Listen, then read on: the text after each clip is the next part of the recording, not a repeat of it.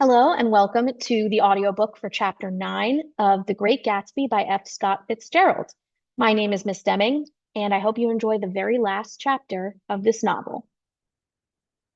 Chapter 9. After 2 years, I remember the rest of that day and that night and the next day only as an endless drill of police and photographers and newspaper men in and out of Gatsby's front door.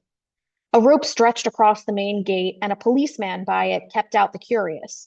But little boys soon discovered that they could enter through my yard, and there were always a few of them clustered, open-mouthed about the pool.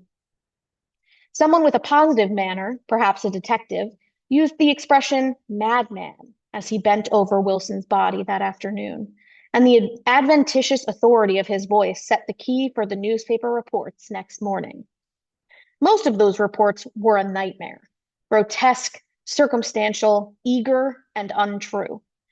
When Michaelis's testimony at the inquest brought to light Wilson's suspicions of his wife, I thought the whole tale would shortly be served up in racy pasquinade, but Catherine, who might have said anything, didn't say a word. She showed a surprising amount of character about it, too. Looked at the coroner with determined eyes under that corrected brow of hers, and swore that her sister had never seen Gatsby, that her sister was completely happy with her husband, and that her sister had been into no mischief whatever. She convinced herself of it and cried into her handkerchief as if the very suggestion was more than she could endure. So Wilson was reduced to a man deranged by grief, in order that the case might remain in its simplest form, and it rested there. But all this part of it seemed remote and unessential. I found myself on Gatsby's side, and alone. From the moment I telephoned news of the catastrophe to West Egg Village, every surmise about him and every practical question was referred to me. At first I was surprised and confused. Then, as he lay in his house and didn't move or breathe or speak, hour upon hour, it grew upon me that I was responsible because no one else was interested. Interested, I mean, with that intense personal interest to which everyone has some vague right at the end. I called up Daisy half an hour after we found him, called her instinctively and without hesitation. But she and Tom had gone away early that afternoon and taken baggage with them. Left no address? No. Say when they be back? No. Any idea where they are? How could I reach them? I don't know, can't say. I wanted to get somebody for him. I wanted to go into the room where he lay and reassure him, I'll get somebody for you, Gatsby. Don't worry. Just trust me and I'll get somebody for you. Meyer Wolfsheim's name wasn't in the phone book. The butler gave me his office address on Broadway, and I called information, but by the time I had the number, it was long after 5, and no one answered the phone. Will you ring again? I've rung them 3 times. It's very important. Sorry, I'm afraid no one's there. I went back to the drawing room and thought for an instant that they were chance visitors, all these official people who suddenly filled it. But as they drew back the sheet and looked at Gatsby with unmoved eyes, his protest continued in my brain. Look here, old sport, you've got to get somebody for me. You've got to try hard. I can't go through this alone. Someone started to ask me questions, but I broke away and going upstairs looked hastily through the unlocked parts of his desk. He'd never told me definitely that his parents were dead, but there was nothing, only the picture of Dan Cody, a token of forgotten violence, staring down from the wall. Next morning, I sent the butler to New York with a letter to Wolfsheim, which asked for information and urged him to come out on the next train. That request seemed superfluous when I wrote it. I was sure he'd start when he saw the newspapers, just as I was sure there'd be a wire from Daisy before noon. But neither a wire nor Mr. Wolfsheim arrived. No one arrived, except more police and photographers and newspapermen. When a butler brought back Wolfsheim's answer, I began to have a feeling of defiance, of scornful solidarity between Gatsby and me against them all. Dear Mr. Carroway, this has been one of the most terrible shocks of my life. To me, I hardly can believe that it is true at all. Such a mad act as that man did should make us all think. I cannot come down now as I am tied up in some very important business and cannot get mixed up in this thing now. If there is anything I can do a little later, let me know in a letter by Edgar. I hardly know where I am when I hear about a thing like this, and I'm completely knocked down and out.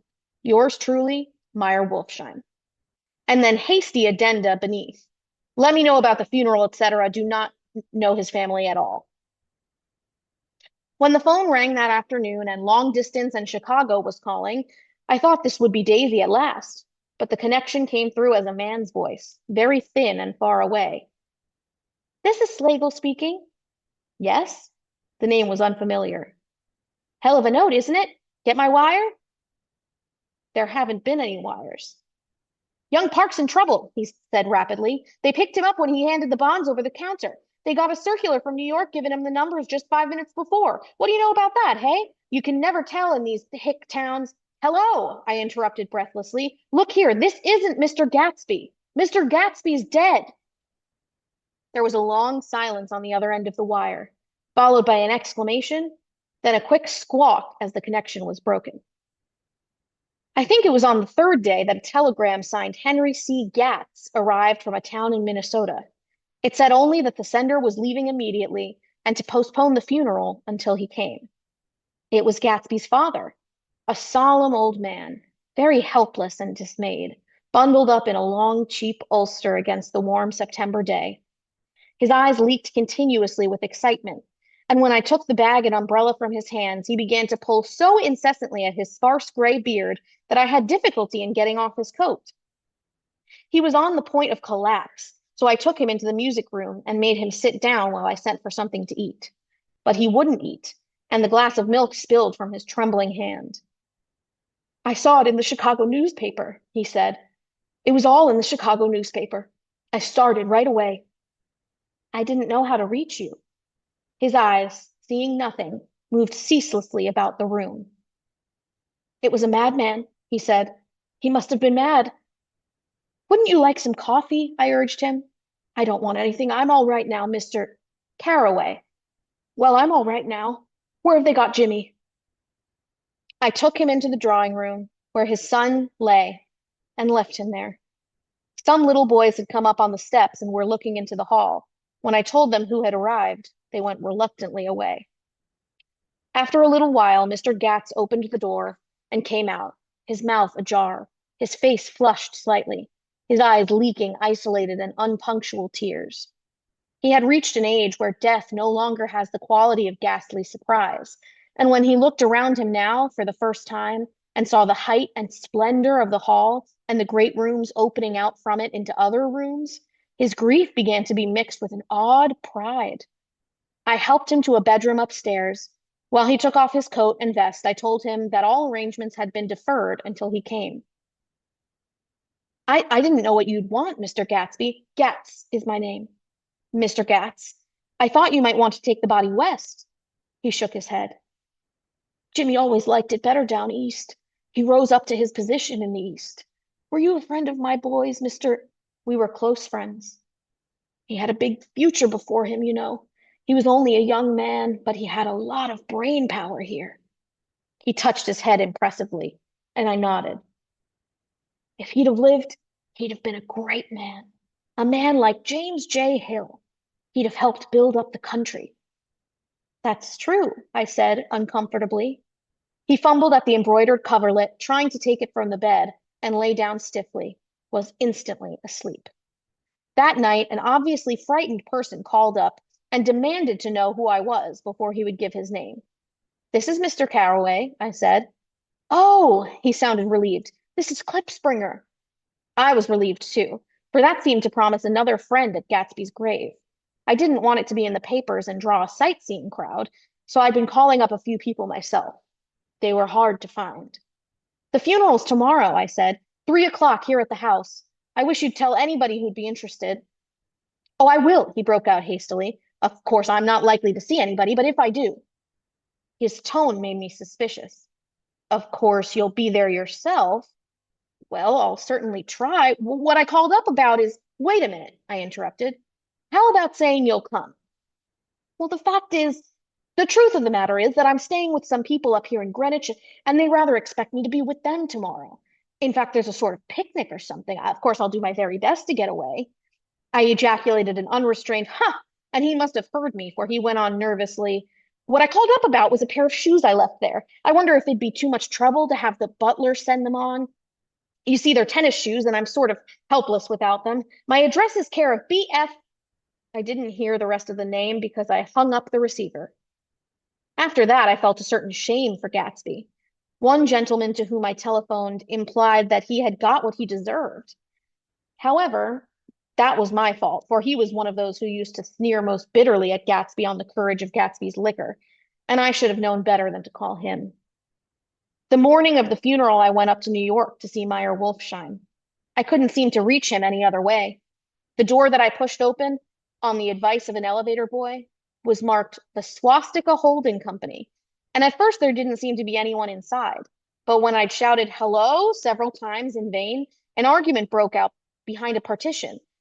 Presently a lovely Jewess appeared at an interior door and scrutinized me with black, hostile eyes.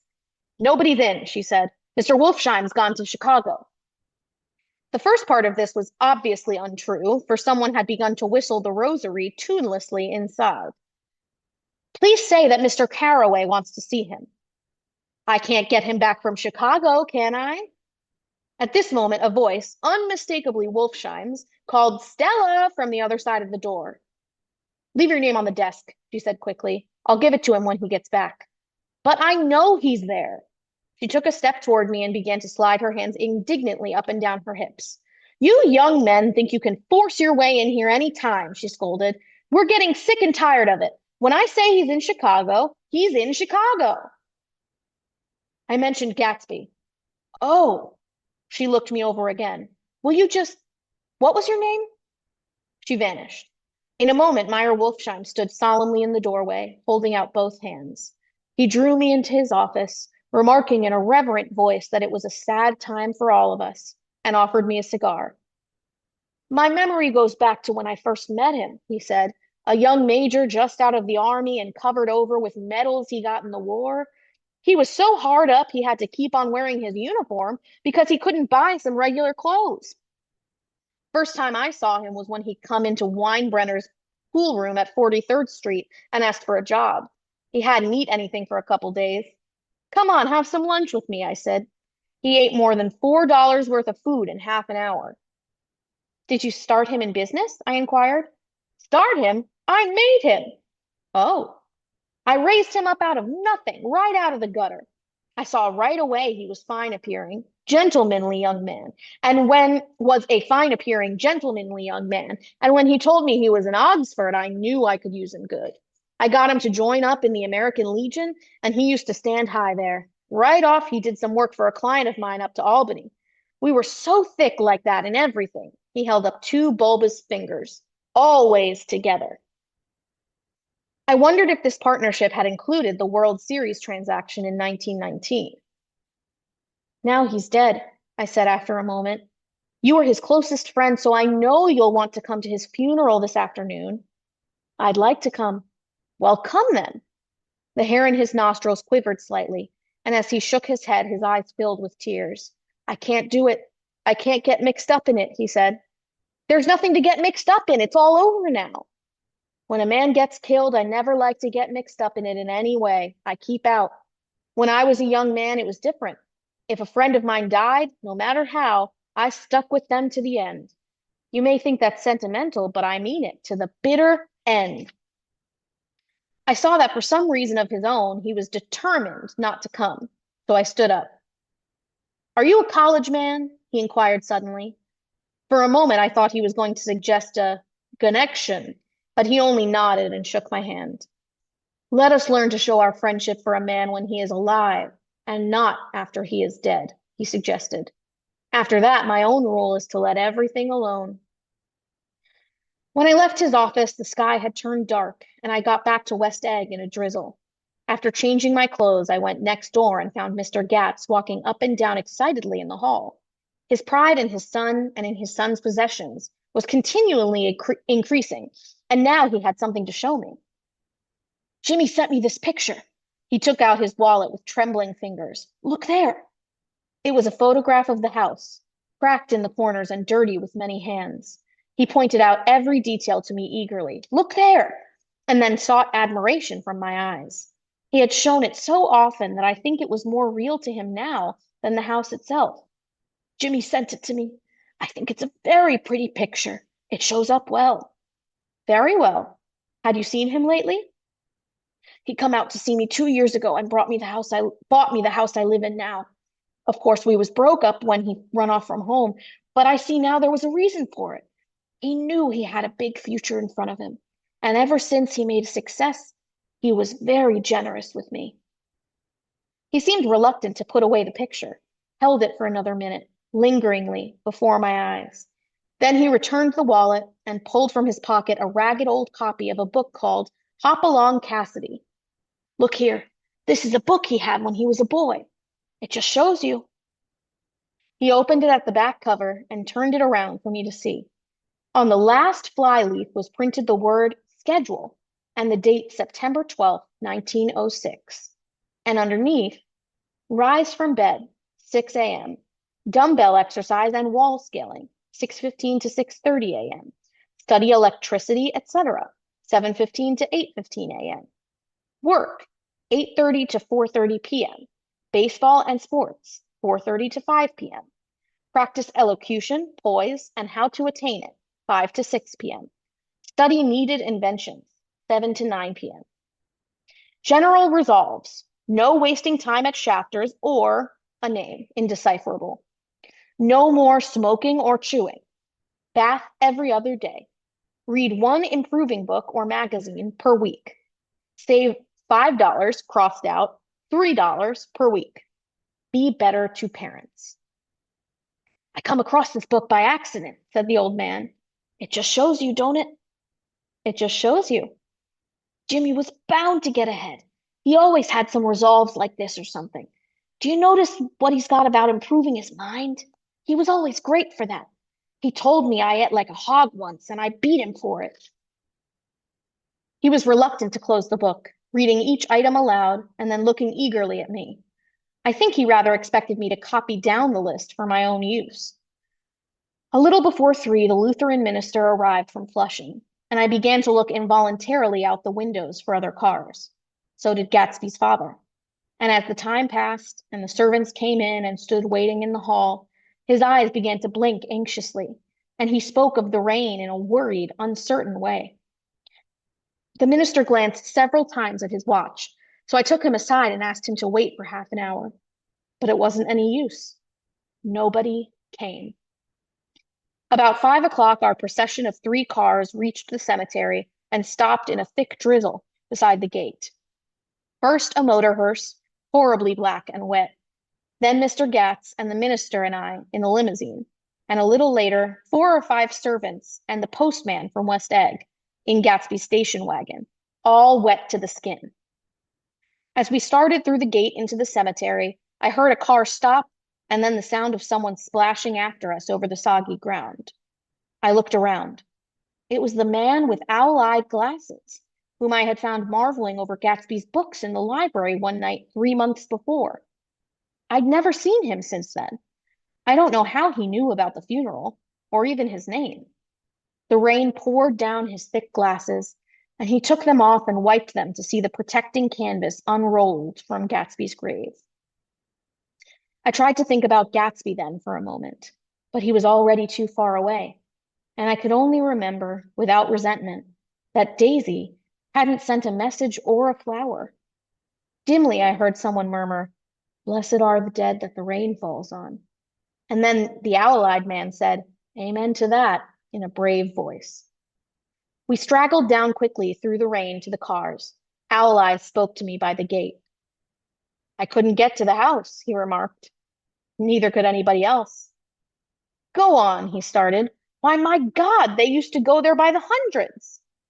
He took off his glasses and wiped them again, outside and in. "The poor son of a bitch," he said. One of my most vivid memories is of coming back west from prep school and later from college at Christmas time. Those who went farther than Chicago would gather in the old dim Union Station at 6 o'clock of a December evening with a few Chicago friends, already caught up into their own holiday gaieties, to bid them a hasty goodbye. I remember the fur coats of the girls returning from Miss This or That's and the chatter of frozen breath, and the hands waving overhead as we caught sight of old acquaintances and the matchings of invitations. Are you going to the Ordways, the Hersheys, the Schultzes? And the long green tickets clasped tight in our gloved hands. And last, the murky yellow cars of the Chicago, Milwaukee, and St. Paul Railroad, looking cheerful as Christmas itself on the tracks beside the gate. When we pulled out into the winter night and the real snow, our snow, began to stretch out beside us and twinkle against the windows, and the dim lights of small Wisconsin stations moved by, a sharp, wild brace came suddenly into the air. We drew in deep breaths of it as we walked back from dinner through the cold vestibules, unutterably aware of our identity with this country for one strange hour before we melted indistinguishably into it again. That's my Middle West, not the wheat or the prairies or the lost Swede towns, but the thrilling returning trains of my youth, and the street lamps and sleigh bells in the frosty dark, and the shadows of holly wreaths thrown by lighted windows on the snow. I am part of that, a little solemn with the feel of those long winters, a little complacent from growing up in the Caraway House in a city where dwellings are still called through decades by a family's name. I see now that this has been a story of the West after all.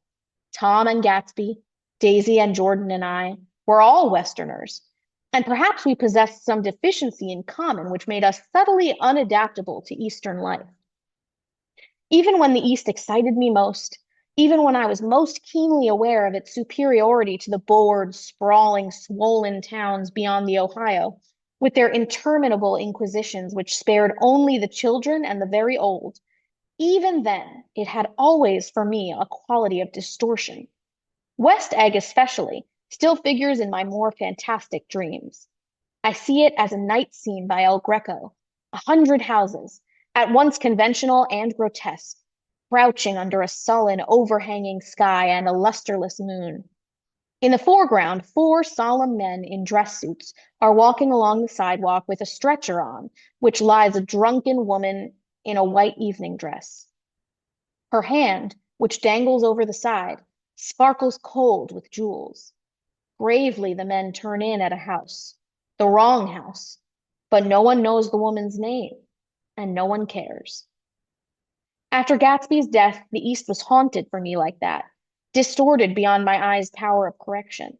So when the blue smoke of brittle leaves was in the air, and the wind blew the wet laundry stiff on the line, I decided to come back home. There was one thing to be done before I left, an awkward, unpleasant thing that perhaps had better have been left alone. But I wanted to leave things in order and not just trust that obliging and indifferent sea to sweep my refuse away. I saw Jordan Baker and talked over and around what had happened to us together and what had happened afterward to me, and she lay perfectly still, listening in a big chair. She was dressed to play golf, and I remember thinking she looked like a good illustration, her chin raised a little jauntily, her hair the color of an autumn leaf, her face the same brown tint as the fingerless glove on her knee. When I had finished, she told me without comment that she was engaged to another man. I doubted that, though there were several she could have married at a nod of her head, but I pretended to be surprised. For just a minute, I wondered if I wasn't making a mistake. Then I thought it all over again quickly and got up to say goodbye. Nevertheless, you did throw me over, said Jordan suddenly. You threw me over on the telephone. I don't give a damn about you now, but it was a new experience for me, and I felt a little dizzy for a while. We shook hands. Oh, and do you remember, she added, a conversation we had once about driving a car? Why, not exactly. You said a bad driver was only safe until she met another bad driver. Well, I met another bad driver, didn't I? I mean, it was careless of me to make such a wrong guess. I thought you were rather an honest, straightforward person. I thought it was your secret pride. I'm 30, I said. I'm 5 years too old to lie to myself and call it honor. She didn't answer. Angry and half in love with her, and tremendously sorry, I turned away.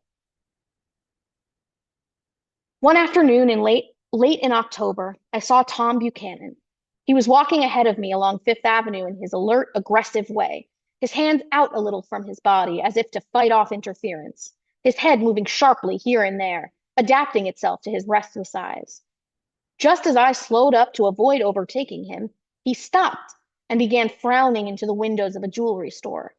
Suddenly, he saw me and walked back, holding out his hand.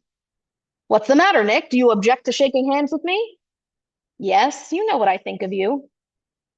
You're crazy, Nick, he said quickly. Crazy as hell. I don't know what's the matter with you. Tom, I inquired, what did you say to Wilson that afternoon?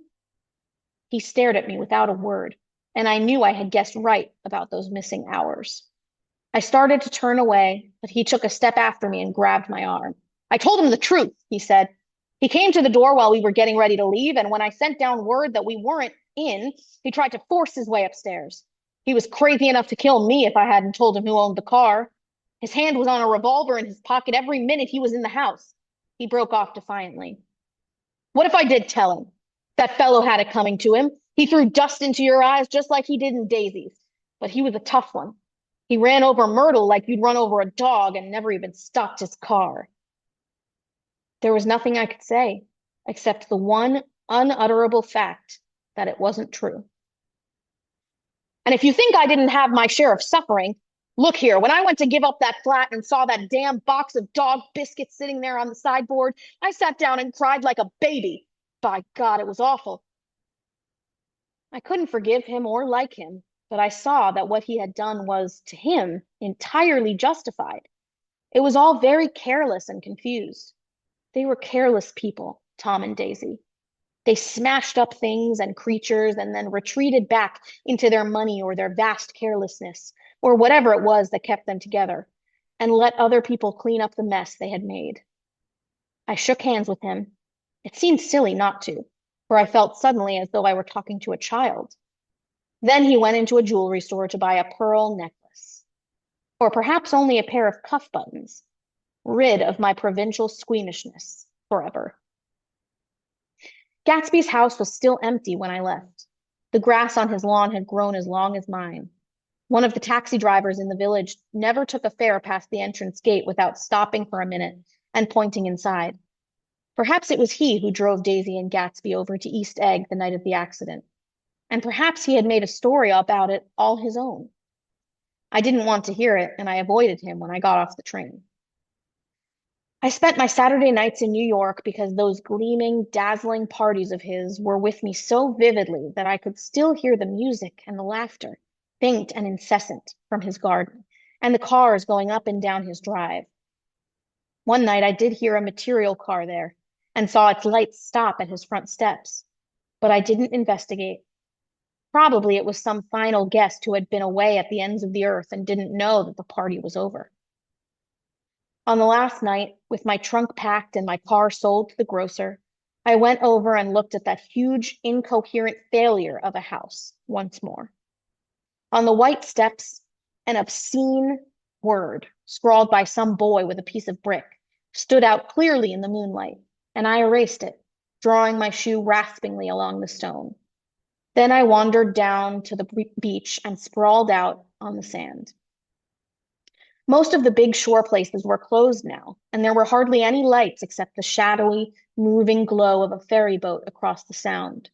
And as the moon rose higher, the inessential houses began to melt away until gradually I became aware of the old island here that flowered once for Dutch sailors' eyes, a fresh green breast of the New World. Its vanished trees, the trees that had made way for Gatsby's house, had once pandered in whispers to the last and greatest of all human dreams. For a transitory, enchanted moment, man must have held his breath in the presence of this continent, compelled into an aesthetic contemplation he neither understood nor desired, face to face for the last time in history with something commensurate to his capacity for wonder. And as I sat there brooding on the old, unknown world, I thought of Gatsby's wonder when he first picked out the green light at the end of Daisy's dock. He had come a long way to this blue lawn, and his dream must have seemed so close that he could hardly fail to grasp it. He did not know that it was already behind him, somewhere back in that vast obscurity beyond the city, where the dark fields of the Republic rolled on under the night. Gatsby believed in the green light, the orgastic future that year by year recedes before us. It eluded us then, but that's no matter. Tomorrow, we will run faster, stretch out our arms farther, and one fine morning, so we beat on, boats against the current, borne back ceaselessly into the past. That is the end of The Great Gatsby by F. Scott Fitzgerald. You can stop here if you'd like to just have finished the book. There is a note on the text at the end of this edition that I will read. F. Scott Fitzgerald began work on The Great Gatsby in the late spring of 1922. In a June 20th letter to Maxwell Perkins, his editor at Charles Scribner's Sons, he envisioned a story with a, quote, Catholic element, set in, quote, the Middle West and New York of 1885. Fitzgerald set down a partial draft of this narrative in 1922 and 1923, but was not satisfied with what he had written. He scrapped the material, salvaging only a short story called Absolution. He reconceived the novel in the spring of 1924, setting it now in a fictional version of Great Neck, Long Island, where he and his wife and daughter were living. He continued to work on the novel in France during that summer and fall, and on October 27th, put a complete typescript in the transatlantic mail to Perkins. The text was typeset at the Scribner Press on West 43rd Street. Proofs were pulled and mailed to Fitzgerald in December 1924. Partly in reaction to suggestions from Perkins and partly on his own, Fitzgerald virtually rewrote his novel in proofs. He moved material around, canceled passages, invented fresh dialogue, wrote new paragraphs of description, and brought his prose to a high polish. In this revision, Fitzgerald turned a sharp, well-written novel of manners, the version he had sent initially to Perkins, into a masterpiece. He also settled on a title, The Great Gatsby, after having considered several working titles. Among the Ash Heaps and Millionaires, Trimalchio in West Egg, Gold-Hatted Gatsby, The High Bouncing Lover, and On the Road to West Egg. The Great Gatsby was published by Scribner on April 10, 1925.